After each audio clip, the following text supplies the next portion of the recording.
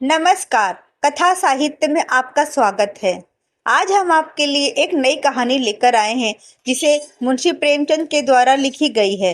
कहानी का नाम है महातीर्थ। कहानी पसंद आए तो हमारे वीडियो को लाइक करें, शेयर करें और कमेंट करें। आइए कहानी शुरू करते हैं।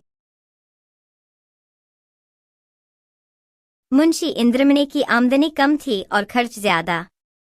अपने बच्चे के लिए दाई का खर्च न उठा सकते थे, लेकिन एक तो बच्चे की सेवा शुश्रूषा की फिक्र और दूसरे अपने बराबर वालों से हेठे बनकर रहने का अपमान इस खर्च को सहने पर मजबूर करता था। बच्चा दाई को बहुत चाहता था, हरदम उसके गले का हार बना रहता था। इसलिए दाई और भी जरूरी मालूम होती थी, पर शायद सबसे बड़ा कारण यह था कि वह मुर्वत के वश दाई को जवाब देने का साहस नहीं कर सकते थे। बुढ़िया उनके यहाँ 3 साल से नौकर थी। उसने उनके इकलौते लड़के का लालन पालन किया था। अपना काम बड़ी मुस्तैदी और परिश्रम से करती थी। उसे निकालने का कोई बहाना नहीं था और व्यर्थ खुचड़ निकालना इंद्रमणि जैसे भले आदमी के स्वभाव के विरुद्ध था, पर सुखदा इस संबंध में अपने पति से सहमत न थी। उसे संदेह था कि दाई हमें लूटे लेती है। जब दाई बाजार से लौटती तो वह दालान में छिपी रहती कि देखूं आटा कहीं छिपा कर तो नहीं रख देती, लकड़ी तो नहीं छिपा देती। उसकी लाई हुई चीजों को घंटों देखती, पूछताछ करती। बार बार पूछती, इतना ही क्यों? क्या भाव है? क्या इतना महंगा हो गया? दाई कभी तो इन संदेहात्मक प्रश्नों का उत्तर नम्रतापूर्वक देती, किंतु जब कभी बहूजी ज्यादा तेज हो जाती तो वह भी कड़ी पड़ जाती थी। शपथें खाती, सफाई की शहादतें पेश करती। वाद विवाद में घंटों लग जाते थे। प्रायः नित्य यही दशा रहती थी और प्रतिदिन यह नाटक दाई के अश्रुपात के साथ समाप्त होता था। दाई का इतनी सख्तियां झेल कर पड़े रहना सुखदा के संदेह को और भी पुष्ट करता था। उसे कभी विश्वास नहीं होता था कि यह बुढ़िया केवल बच्चे के प्रेमवश पड़ी हुई है। वह बुढ़िया को इतनी बाल प्रेमशीला नहीं समझती थी।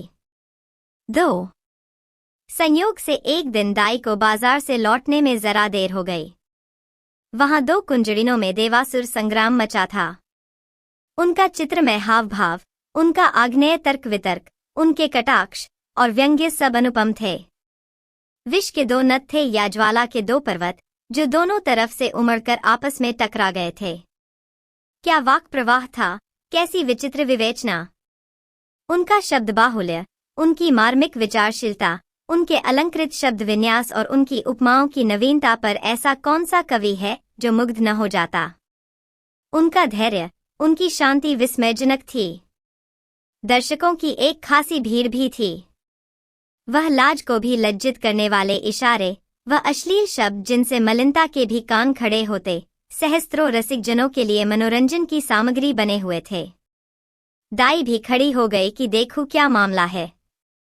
तमाशा इतना मनोरंजक था कि उसे समय का बिल्कुल ध्यान न रहा। यकायक जब 9 के घंटे की आवाज कान में आई तो चौंक पड़ी और लपकी हुई घर की ओर चली। सुखदा भरी बैठी थी। दाई को देखते ही त्योरी बदलकर बोली, क्या बाजार में खो गई थी? दाई विनयपूर्ण भाव से बोली, एक जान पहचान की महरी से भेंट हो गई। वह बातें करने लगी। सुखदा इस जवाब से और भी चिढ़कर बोली, यहाँ दफ्तर जाने को देर हो रही है और तुम्हें सैर सपाटे की सूझती है। परंतु दाई ने इस समय दबने में ही कुशल समझी, बच्चे को गोद में लेने चली, पर सुखदा ने झिड़क कर कहा, रहने दो, तुम्हारे बिना वह व्याकुल नहीं हुआ जाता। दाई ने इस आज्ञा को मानना आवश्यक नहीं समझा। बहूजी का क्रोध ठंडा करने के लिए इससे उपयोगी और कोई उपाय न सूझा। उसने रुद्रमणि को इशारे से अपने पास बुलाया। वह दोनों हाथ फैलाए लड़खड़ाता हुआ उसकी ओर चला। दाई ने उसे गोद में उठा लिया और दरवाजे की तरफ चली। लेकिन सुखदा बाज की तरह झपटी और रुद्र को उसकी गोद से छीनकर बोली, तुम्हारी यह धूर्तता बहुत दिनों से देख रही हूं। यह तमाशे किसी और को दिखाइयो। यहाँ जी भर गया। दाई रुद्र पर जान देती थी और समझती थी कि सुखदा इस बात को जानती है। उसकी समझ में सुखदा और उसके बीच यह ऐसा मजबूत संबंध था जिसे साधारण झटके तोड़ न सकते थे। यही कारण था कि सुखदा के कटु वचनों को सुनकर भी उसे यह विश्वास न होता था कि मुझे निकालने पर प्रस्तुत है।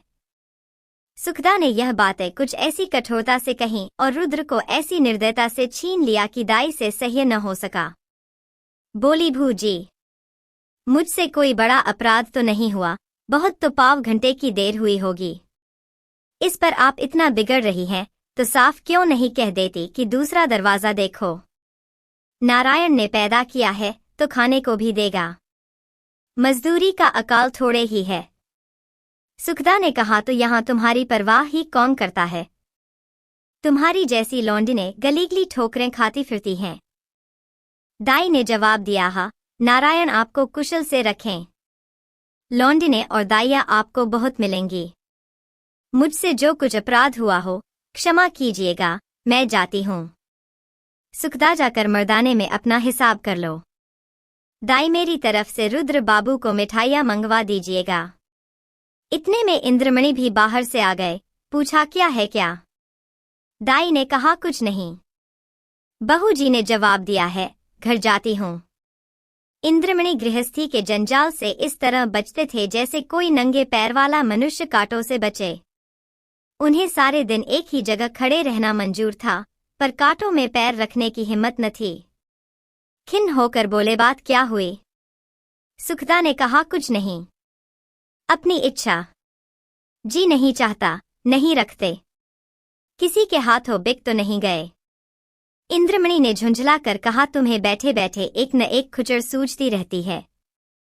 सुखदा ने तिनक कर कहा, हाँ, मुझे तो इसका रोग है। क्या करूं, स्वभाव ही ऐसा है। तुम्हें यह बहुत प्यारी है तो ले जाकर गले में बांध लो, मेरे यहाँ जरूरत नहीं। 3 दाई घर से निकली तो आंखें डबरबाई हुई थीं। हृदय रुद्रमणि के लिए तड़प रहा था। जी चाहता था कि एक बार बालक को लेकर प्यार कर लूं, पर यह अभिलाषा लिए हुए ही उसे घर से बाहर निकलना पड़ा। रुद्रमणि दाई के पीछे पीछे दरवाजे तक आया, पर दाई ने जब दरवाजा बाहर से बंद कर दिया तो वह मचलकर जमीन पर लेट गया और अन्ना अन्ना कहकर रोने लगा। सुखदा ने चुमकारा, प्यार किया, गोद में लेने की कोशिश की, मिठाई देने का लालच दिया, मेला दिखाने का वादा किया। इससे जब काम न चला तो बंदर, सिपाही, लूलू और हुआ की धमकी दी, पर रुद्र ने वह रौद्र भाव धारण किया कि किसी तरह चुप न हुआ। यहाँ तक कि सुखदा को क्रोध आ गया, बच्चे को वहीं छोड़ दिया और आकर घर के धंधे में लग गई। रोते रोते रुद्र का मुंह और गाल लाल हो गए, आंखें सूज गईं। निदान वह वहीं जमीन पर सिसकते सिसकते सो गया। सुखदा ने समझा था कि बच्चा थोड़ी देर में रो धो कर चुप हो जाएगा। रुद्र ने जागते ही अन्ना की रट लगाई। 3 बजे इंद्रमणि दफ्तर से आए और बच्चे की यह दशा देखी तो स्त्री की तरफ कुपित नेत्रों से देखकर उसे गोद में उठा लिया और बहलाने लगे। जब अंत में रुद्र को यह विश्वास हो गया कि दाई मिठाई लेने गई है तो उसे संतोष हुआ, परंतु शाम होते ही उसने फिर चीखना शुरू किया, अन्ना मिठाई ला। इस तरह 2-3 दिन बीत गए। रुद्र को अन्ना की रट लगाने और रोने के सिवा और कोई काम न था। वह शांत प्रकृति कुत्ता जो उसकी गोद से एक क्षण के लिए भी न उतरता था, वह मौन व्रतधारी बिल्ली जिसे ताक पर देखकर वह खुशी से फूला न समाता था, वह पंखहीन चिड़िया जिस पर वह जान देता था, सब उसके चित्त से उतर गए। वह उनकी तरफ आंख उठाकर भी न देखता। अन्ना जैसी जीती जागती, प्यार करने वाली, गोद में लेकर घुमाने वाली, थपकत कर सुलाने वाली, गागा कर खुश करने वाली चीज का स्थान उन निर्जीव चीजों से पूरा न हो सकता था। वह अक्सर सोते सोते चौंक पड़ता, अन्ना अन्ना पुकार कर हाथों से इशारा करता, मानो उसे बुला रहा है। अन्ना की खाली कोठरी में घंटों बैठा रहता। उसे आशा होती कि अन्ना यहाँ आती होगी। इस कोठरी का दरवाजा खुलते सुनता तो अन्ना अन्ना कहकर दौड़ता। समझता कि अन्ना आ गई। उसका भरा हुआ शरीर घुल गया, गुलाब जैसा चेहरा सूख गया। माँ और बाप उसकी मोहनी हंसी के लिए तरस कर रह जाते थे। यदि बहुत गुदगुदाने या छेड़ने से हंसता भी तो ऐसा जान पड़ता था कि दिल से नहीं हंसता, केवल दिल रख लेने के लिए हंस रहा है। उसे अब दूध से प्रेम न था, न मिश्री से, न मेवे से, न मीठे बिस्कुट से, न ताज़ी इमरती से। उनमें मज़ा तब था जब अन्ना अपने हाथों से खिलाती थी। अब उनमें मजा नहीं था। 2 साल का लहलहाता हुआ सुंदर पौधा मुरझा गया। वह बालक जिसे गोद में उठाते ही नरमी, गर्मी और भारीपन का अनुभव होता था, अब सूख कर कांटा हो गया। सुखदा अपने बच्चे की यह दशा देखकर भीतर ही भीतर कुढ़ती, अपनी मूर्खता पर पछताती।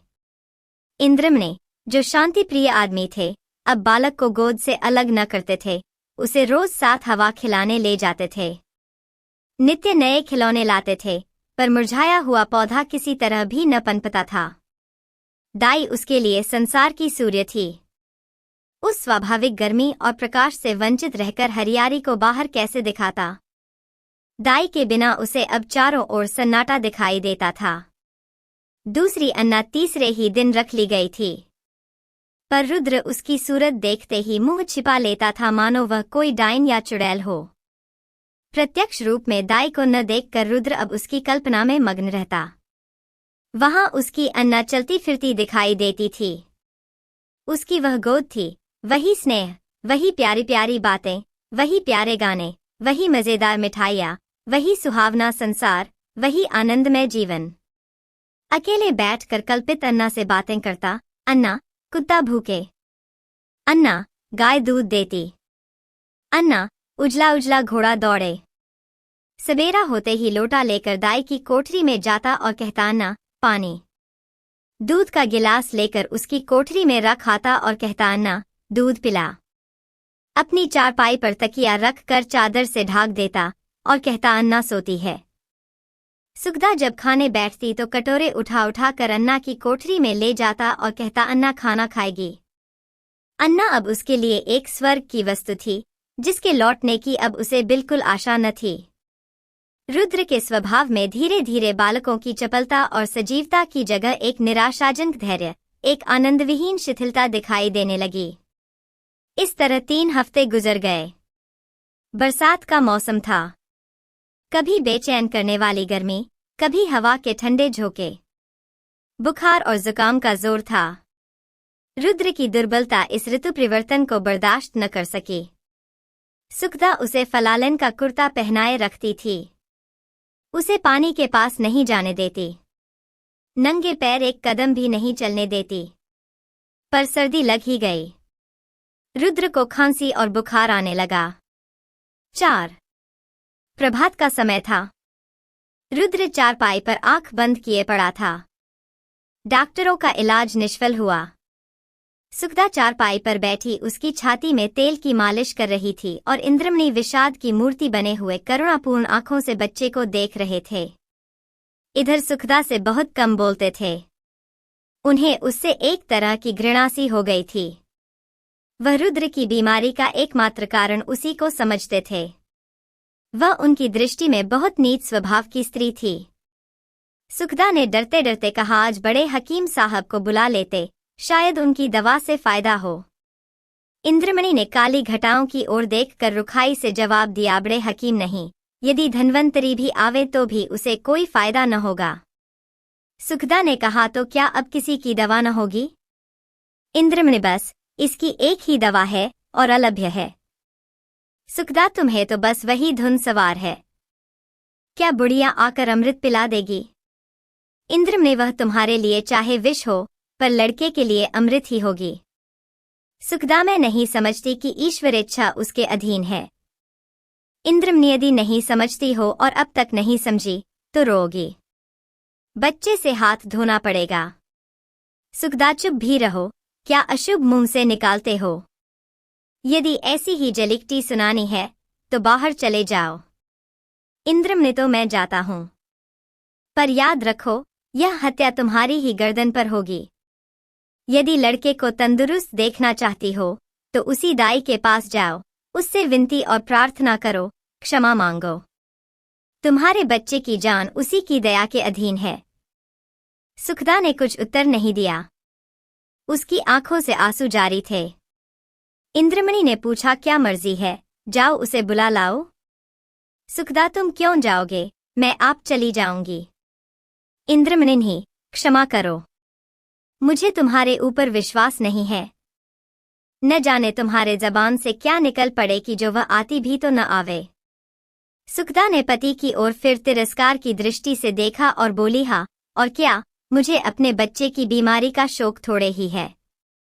मैंने लाज के मारे तुमसे कहा नहीं, पर मेरे हृदय में यह बात बार बार उठी है। यदि मुझे दाई के मकान का पता मालूम होता तो मैं कब की उसे मना लाई होती। वह मुझसे कितनी ही नाराज हो, पर रुद्र से उसे प्रेम था। मैं आज ही उसके पास जाऊंगी। तुम विनती करने को कहते हो, मैं उसके पैरों पड़ने के लिए तैयार हूं। उसके पैरों को आंसुओं से भिगोऊंगी और जिस तरह राजी होगी राजी करूंगी। सुखदा ने बहुत धैर्य धरकर यह बातें कहीं, परंतु उमड़े हुए आंसू न रुक सके। इंद्रमणि ने स्त्री की ओर सहानुभूतिपूर्वक देखा और लज्जित हो बोले, मैं तुम्हारा जाना उचित नहीं समझता, मैं खुद ही जाता हूं। 5. कैलासी संसार में अकेली थी। किसी समय उसका परिवार गुलाब की तरह फूला हुआ था, परंतु धीरे धीरे उसकी सब पत्तियां गिर गईं। अब उसकी सब हरियाली नष्ट भ्रष्ट हो गई और अब वही एक सूखी हुई टहनी उस हरे भरे पेड़ की चिन्ह रह गई थी। परंतु रुद्र को पाकर इस सूखी हुई टहनी में जान पड़ गई थी। इसमें हरी भरी पत्तियां निकल आई थीं। वह जीवन जो अब तक नीरस और शुष्क था, अब सरस और सजीव हो गया था। अंधेरे जंगल में भटके हुए पथिक को प्रकाश की झलक आने लगी। अब उसका जीवन निरर्थक नहीं बल्कि सार्थक हो गया था। कैलासी रुद्र की भोली भाली बातों पर निछावर हो गई, पर वह अपना स्नेह सुखदा से छिपाती थी, इसलिए कि माँ के हृदय में द्वेष न हो। वह रुद्र के लिए माँ से छिपकर मिठाइयाँ लाती और उसे खिलाकर प्रसन्न होती। वह दिन में 2-3 बार उसे उपटन मलती कि बच्चा खूब पुष्ट हो। वह दूसरों के सामने उसे कोई चीज नहीं खिलाती कि उसे नजर लग जाएगी। सदा वह दूसरों से बच्चे के अल्पाहार का रोना रोया करती। उसे बुरी नजर से बचाने के लिए ताबीज और गंडे लाती रहती। यह उसका विशुद्ध प्रेम था। उसमें स्वार्थ की गंध भी न थी। इस घर से निकलकर आज कैलासी की वह दशा थी जो थिएटर में यकायक बिजली लैंपों के बुझ जाने से दर्शकों की होती है। उसके सामने वही सूरत नाच रही थी। कानों में वही प्यारी प्यारी बातें गूंज रही थीं। उसे अपना घर काटे खाता था। उस काल कोठरी में दम घुटा जाता था। रात ज्यों त्यों कर कटी। सुबह को वह घर में झाड़ू लगा रही थी। बाहर ताजे हलवे की आवाज सुनकर बड़ी फुर्ती से घर से बाहर निकल आई। तब याद आ गया, आज हलवा कौन खाएगा? आज गोद में बैठकर कौन चखेगा? वह मधुर गान सुनने के लिए जो हलवा खाते समय रुद्र की आंखों से, होठों से और शरीर के एक एक अंग से बरसता, कैलासी का हृदय तड़प गया। वह व्याकुल होकर घर से बाहर निकली कि चलूं रुद्र को देख आऊं, पर आधे रास्ते से लौट गई। रुद्र कैलासी के ध्यान से एक क्षण भर के लिए भी नहीं उतरता था। वह सोते सोते चौंक पड़ती, जान पड़ता रुद्र डंडे का घोड़ा दबाए चला आता है। पड़ोसियों के पास जाती तो रुद्र ही की चर्चा करती। रुद्र उसके दिल और जान में बसा हुआ था। सुखदा के कठोरतापूर्ण कुव्यवहार का उसके हृदय में ध्यान नहीं था। वह रोज इरादा करती थी कि आज रुद्र को देखने चलूंगी। उसके लिए बाजार से मिठाइयाँ और खिलौने लाती। घर से चलती पर रास्ते से लौट आती। कभी 2-4 कदम से आगे नहीं बढ़ा जाता। कौन मुंह लेकर जाऊं? जो प्रेम को धूर्तता समझता हो उसे कौन सा मुंह दिखाऊं? कभी सोचती यदि रुद्र मुझे न पहचाने तो? बच्चों के प्रेम का ठिकाना ही क्या? नई दाई से हिलमिल गया होगा। यह ख्याल उसके पैरों पर जंजीर का काम कर जाता था। इस तरह 2 हफ्ते बीत गए। कैलासी का जी उचटा रहता जैसे उसे कोई लंबी यात्रा करनी हो। घर की चीजें जहां की तहां पड़ी रहती, न खाने की सुधि थी न कपड़े की। रात दिन रुद्र ही के ध्यान में डूबी रहती थी।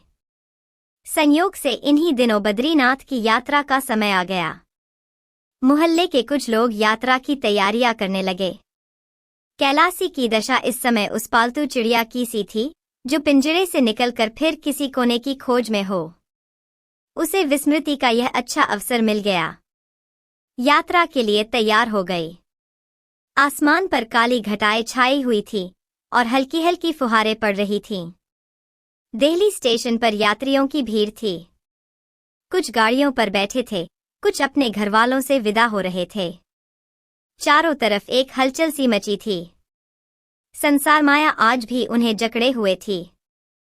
कोई स्त्री को सावधान कर रहा था कि धान कट जावे तो तालाब वाले खेत में मटर बो देना और बाग के पास गेहूं। कोई अपने जवान लड़के को समझा रहा था, असामियों पर बकाया लगान की नालिश में देर न करना और 2 रुपए सैकड़ा सूद जरूर काट लेना। एक बूढ़े व्यापारी महाशय अपने मुनीम से कह रहे थे कि माल आने में देर हो तो खुद चले जाइएगा और चलतू माल लीजिएगा, नहीं तो रुपया फंस जाएगा। पर कोई कोई ऐसे श्रद्धालु मनुष्य भी थे जो धर्ममग्न दिखाई देते थे। वे या तो चुपचाप आसमान की ओर निहार रहे थे या माला फेरने में तल्लीन थे। कैलासी भी एक गाड़ी में बैठी सोच रही थी, इन भले आदमियों को अब भी संसार की चिंता नहीं छोड़ती। वही वाणिज्य व्यापार, लेन देन की चर्चा। रुद्र इस समय यहाँ होता तो बहुत रोता, मेरी गोद से कभी न उतरता। लौटकर उसे अवश्य देखने जाऊंगी। या ईश्वर किसी तरह गाड़ी चले, गर्मी के मारे जी व्याकुल हो रहा है। इतनी घटा उमड़ी हुई है, किंतु बरसने का नाम नहीं लेती। मालूम नहीं यह रेल वाले क्यों देर कर रहे हैं। झूठ मूठ इधर उधर दौड़ते फिरते हैं। यह नहीं कि झटपट गाड़ी खोल दें, यात्रियों की जान में जान आए। एकाएक उसने इंद्रमणि को बाइसिकल लिए प्लेटफॉर्म पर आते देखा। उसका चेहरा उतरा हुआ और कपड़े पसीने से तर थे। वह गाड़ियों में झांकने लगे। कैलासी केवल यह जताने के लिए कि मैं भी यात्रा करने जा रही हूँ, गाड़ी से बाहर निकल आए और इंद्रमणि उसे देखते ही लपक कर करीब आ गए और बोले, क्यों कैलासी, तुम भी यात्रा को चलें? कैलासी ने सगर्व दीनता से उत्तर दिया, हाँ, यहाँ क्या करो। जिंदगी का कोई ठिकाना नहीं, मालूम नहीं कब आंखें बंद हो जाएं। परमात्मा के यहाँ मुंह दिखाने का भी तो कोई उपाय होना चाहिए। रुद्र बाबू अच्छी तरह है? इंद्रमणि अब तो जा ही रही हो। रुद्र का हाल पूछकर क्या करोगी? उसे आशीर्वाद देती रहना। कैलासी की छाती धड़कने लगी। घबराकर बोली, उनका जी अच्छा नहीं है क्या? इंद्रमणि, वह तो उसी दिन से बीमार है जिस दिन तुम वहां से निकलें। 2 हफ्ते तक उसने अन्ना अन्ना की रट लगाई। अब 1 हफ्ते से खांसी और बुखार में पड़ा है। सारी दवाइयां करके हार गया, कुछ फायदा न हुआ। मैंने सोचा था कि चलकर तुम्हारी अनुन्य विनय करके लिवा लाऊंगा। क्या जाने तुम्हें देखकर उसकी तबीयत संभल जाए।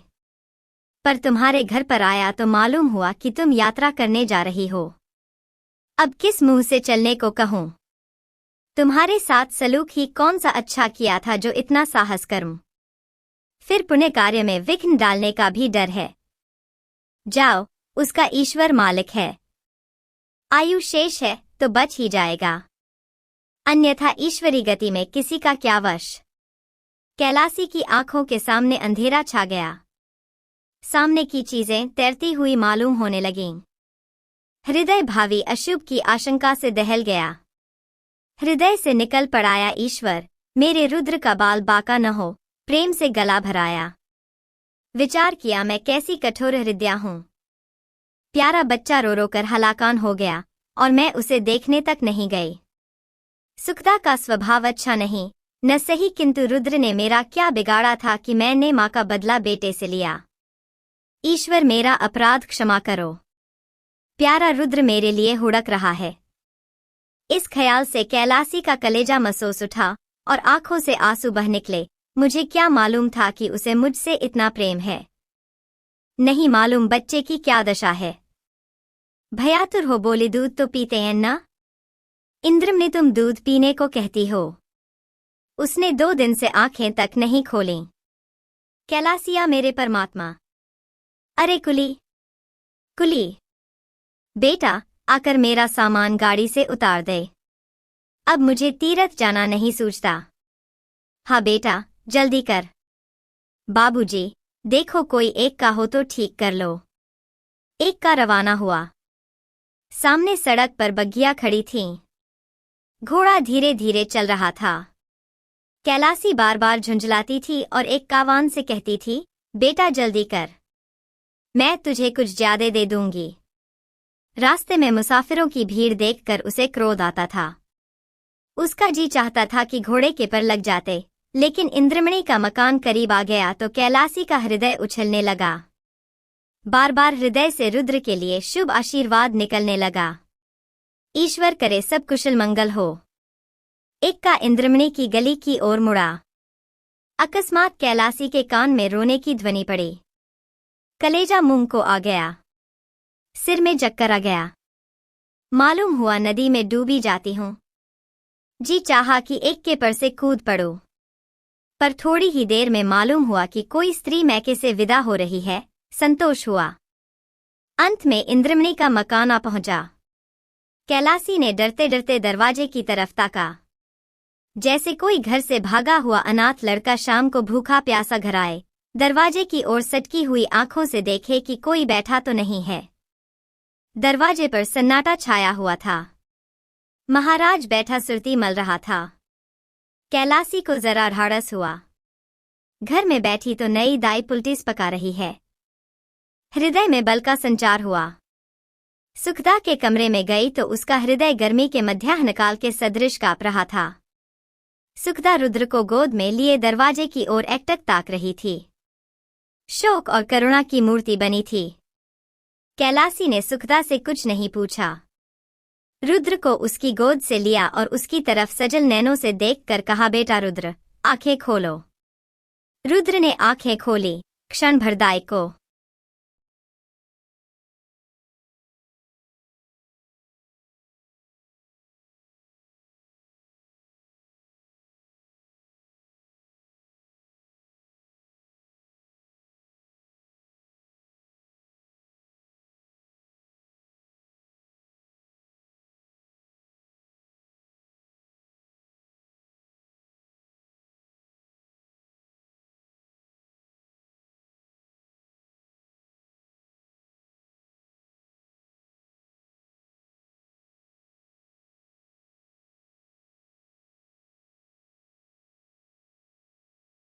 अम्मा, आप क्यों हंस रही है? कुछ तो नहीं बेटी। वह पीले पीले पुराने कागज तुम्हारे हाथ में क्या है? ये उस ऋण के पुर्जे हैं जो वापस नहीं मिला। ये तो पुराने खत मालूम होते हैं।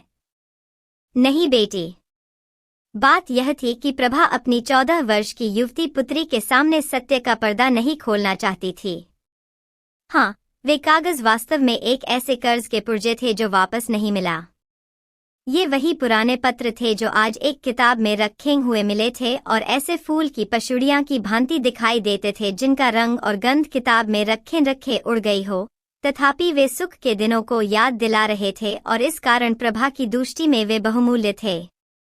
शांता समझ गई कि अम्मा कोई ऐसा काम कर रही है जिसकी खबर मुझे नहीं करना चाहती और इस बात से प्रसन्न होकर कि मेरी दुखी माता आज अपना शोक भूल गई है और जितनी देर तक वह इस आनंद में मग्न रहे उतना ही अच्छा है, एक बहाने से बाहर चली गई। प्रभा जब कमरे में अकेली रह गई तब उसने पत्रों का फिर पढ़ना शुरू किया। इन 14 वर्षों में क्या कुछ नहीं हो गया। इस समय उस विरहनी के हृदय में कितनी ही पूर्व स्मृतियां जागृत हो गई, जिन्होंने हर्ष और शोक के स्रोत एक साथ ही खोल दिए। प्रभा के चले जाने के बाद पशुपति ने बहुत चाहा कि कृष्णा से उसका विवाह हो जाए, पर वह राजी न हुई। इसी नैराश्य और क्रोध की दशा में पशुपति एक कंपनी का एजेंट होकर यूरोप चला गया। तब फिर उसे प्रभा की याद आई। कुछ दिनों तक उसके पास से क्षमा प्रार्थनापूर्ण पत्र आते रहे, जिनमें वह बहुत जल्द घर आकर प्रभा से मिलने के वादे करता रहा और प्रेम के इस नए प्रवाह में पुरानी कटुताओं को जलमग्न कर देने के आशामय स्वप्न देखता रहा। पतिप्रायणा प्रभा के संतप्त हृदय में फिर आशा की हरियाली लहराने लगी। मुरझाई हुई आशालताएं फिर पल्लवित होने लगी। किंतु यह भी भाग्य की एक क्रीड़ा ही थी। थोड़े ही दिनों में रसिक पशुपति एक नए प्रेमजाल में फंस गया और तब से उसके पत्र आने बंद हो गए। इस वक्त प्रभा के हाथ में वही पत्र थे जो उसके पति ने यूरोप से उस समय भेजे थे जब नैराश्य का घाव हरा था। कितनी चिकनी चुपड़ी बातें थी, कैसे कैसे दिल खुश करने वाले वादे थे। इसके बाद ही मालूम हुआ कि पशुपति ने एक अंग्रेज लड़की से विवाह कर लिया है। प्रभा पर वज्र सा गिर पड़ा, उसके हृदय के टुकड़े हो गए, सारी आशाओं पर पानी फिर गए। उसका निर्बल शरीर इस आघात का सहन न कर सका। उसे ज्वर आने लगा और किसी को उसके जीवन की आशा न रही। वह स्वयं मृत्यु की अभिलाषिणी थी और मालूम भी होता था कि मौत किसी सर्प की भांति उसकी देह से लिपट गई है, लेकिन बुलने से मौत भी नहीं आती। ज्वर शांत हो गया और प्रभा फिर वही आशाविहीन जीवन व्यतीत करने लगी। 7 एक दिन प्रभा ने सुना कि पशुपति यूरोप से लौट आया है और वह यूरोपीय स्त्री उसके साथ नहीं है, बल्कि उसके लौटने का कारण वही स्त्री हुई है। वह औरत 12 साल तक उसकी सहयोगिनी रही, पर एक दिन एक अंग्रेज युवक के साथ भाग गई। इस भीषण और अत्यंत कठोर आघात ने पशुपति की कमर तोड़ दी। वह नौकरी छोड़कर घर चला आया। अब उसकी सूरत इतनी बदल गई थी, उसके मित्र लोग उससे बाजार में मिलते तो उसे पहचान न सकते थे। मालूम होता था कोई बूढ़ा कमर झुकाए चला जाता है। उसके बाल तक सफेद हो गए। घर आकर पशुपति ने एक दिन शांता को बुला भेजा। इस तरह शांता उसके घर आने जाने लगी। वह अपने पिता की दशा देखकर मन ही मन करती थी। इसी बीच में शांता के विवाह के संदेश आने लगे, लेकिन प्रभा को अपने वैवाहिक जीवन में जो अनुभव हुआ था वह उसे इन संदेशों को लौटने पर मजबूर करता था। वह सोचती, कहीं इस लड़की की भी वही गति न हो जो मेरी हुई है। उसे ऐसा मालूम होता था कि यदि शांत का विवाह हो गया तो इस अंतिम अवस्था में भी मुझे चैन न मिलेगा और मरने के बाद भी मैं पुत्री का शोक लेकर जाऊंगी। लेकिन अंत में एक ऐसे अच्छे घराने से संदेश आया कि प्रभा उसे ना ही न कर सकी। घर बहुत ही संपन्न था, वर भी बहुत ही सुयोग्य। प्रभा को स्वीकार ही करना पड़ेगा, लेकिन पिता की अनुमति भी आवश्यक थी। प्रभा ने इस विषय में पशुपति को एक पत्र लिखा और शांता के ही हाथ भेज दिया। जब शांता पत्र लेकर चली गई तब प्रभा भोजन बनाने चली गई। भांति भांति की अमंगल कल्पनाएं उसके मन में आने लगी और चूल्हे से निकलते धुएं में उसे एक चित्र सा दिखाई दिया कि शांता के पतले पतले होंठ सूखे हुए हैं और वह कांप रही है, और जिस तरह प्रभा पतिगृह से आकर माता की गोद में गिर गई थी उसी तरह शांता भी आकर माता की गोद में गिर पड़ी है। 8 पशुपति ने प्रभा का पत्र पढ़ा तो उसे चुप सी लग गई। उसने अपना सिगरेट जलाया और जोर जोर कश खींचने लगा। फिर वह उठ खड़ा हुआ और कमरे में टहलने लगा। कभी मूंछों को दांतों से काटता कि खिचड़ी दाढ़ी को नीचे की ओर खींचता। सहसा वह शांता के पास आकर खड़ा हो गया और कांपते हुए स्वर में बोला, बेटी, जिस घर को तेरी माँ स्वीकार करती हो उसे मैं कैसे ना ही कर सकता हूँ। उन्होंने बहुत सोच समझकर हामी भरी होगी। ईश्वर करे तुम सदा सौभाग्यवती रहो। मुझे दुख है तो इतना ही कि जब तू अपने घर चली जाएगी तब तेरी माता अकेली रह जाएगी। कोई उसके आंसू पोंछने वाला न रहेगा। कोई ऐसा उपाय सोच कि तेरी माता का क्लेश दूर हो और मैं भी इस तरह मारा मारा न फिरूं। ऐसा उपाय तू ही निकाल सकती है। संभव है लज्जा और संकोच के कारण मैं अपने हृदय की बात तुझसे कभी न कह सकता, लेकिन अब तू जा रही है और मुझे संकोच का त्याग करने के सिवा कोई उपाय नहीं है। तेरी माँ तुझे प्यार करती है और तेरा अनुरोध कभी न टालेगी। मेरी दशा जो तू अपनी आंखों से देख रही है यही उनसे कह देना। जा, तेरा सौभाग्य अमर हो। शांता रोती हुई पिता की छाती से लिपट गई और यह समय से पहले बूढ़ा हो जाने वाला मनुष्य अपनी दुर्वासनाओं का दंड भोगने के बाद पश्चाताप और ग्लानि के आंसू बहा बहाकर शांता का केश राशि को भिगोने लगा। पति परायणा प्रभा क्या शांता का अनुरोध टाल सकती थी? इस प्रेम सूत्र ने दोनों भग्न हृदय को सदैव के लिए मिला दिया। धन्यवाद। आप सुन रहे थे मुंशी प्रेमचंद के द्वारा लिखी गई कहानी महातीर्थ। कहानी कैसी लगी हमें कमेंट करके जरूर बताइएगा और हमारे वीडियो को लाइक करें और शेयर करें। हमारे चैनल को सब्सक्राइब करें और हमारी नई कहानियों की नोटिफिकेशन प्राप्त करने के लिए नोटिफिकेशन बेल आइकन को प्रेस करें।